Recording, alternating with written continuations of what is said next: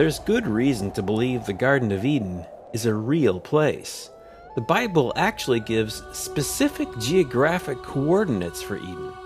It's not the kind of thing you'd do if you're making up some mythical story because, well, if you were lying, you'd keep it vague.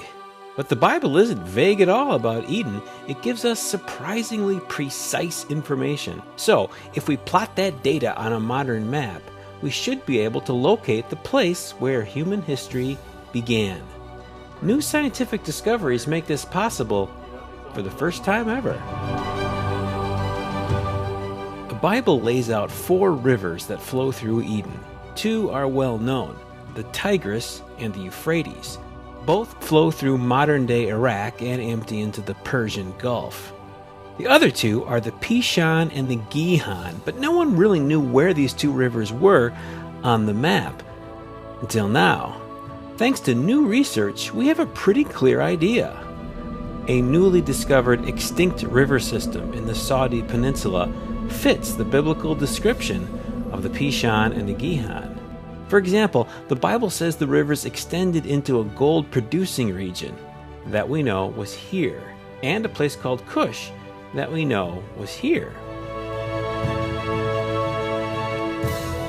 So now that modern science has nailed down the likely course of all the biblical rivers, all we have to do is follow those 4 rivers, and where they come together, it's the Garden of Eden.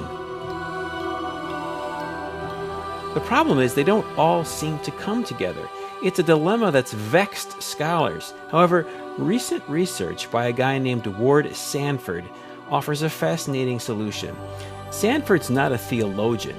He's a PhD hydrologist who literally wrote the textbook on groundwater geology. In simple terms, Sanford theorizes that in a previous ice age, there was a natural dam at the Straits of Hormuz, meaning there was dry land in what is now the Persian Gulf. And if the Persian Gulf is dry, the 4 rivers would converge.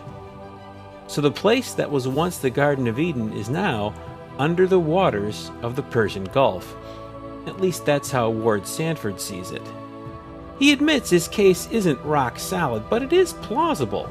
The Gulf is surprisingly shallow, averaging only about 150 feet deep. So, in theory, if you want to visit the remnants of the Garden of Eden today, you can. All you'd need is a submarine and Sanford's map. But there's a hitch.